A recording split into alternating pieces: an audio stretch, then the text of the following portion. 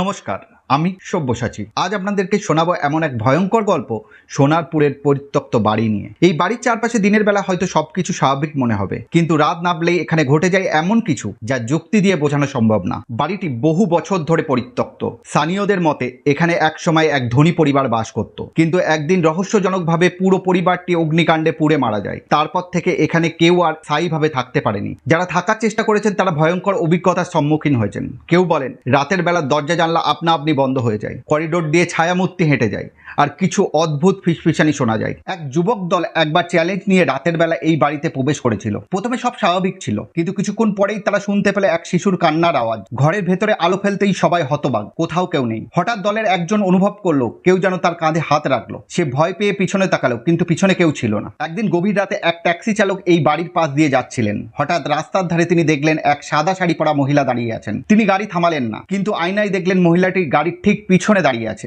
ভয়ে তিনি দ্রুত গতিতে গাড়ি চালিয়ে দেন। পরে স্থানীয়দের কাছে শুনতে পান এই রাস্তায় অনেক চালকই এই অভিজ্ঞতার সম্মুখীন হয়েছে। অনেকেই বলেছেন বাড়িটি অলৌকিক শক্তির অস্তিত্ব আছে, কেউ কেউ আবার বলেছেন এটি শুধুই গুজব। কিন্তু সত্যিটা কি তা জানার জন্য আপনাকে একবার এই বাড়ির সামনে যেতে হবে রাতের বেলা। আপনি কি কখনো সোনারপুরের এই বাড়ির সামনে গিয়েছেন? কোনো অদ্ভুত কিছু অনুভব করেছেন? আমি সব্যসাচী আবার ফিরবো নতুন এক ভয়ঙ্কর গল্প নিয়ে। ভয়ের জন্য প্রস্তুত তো?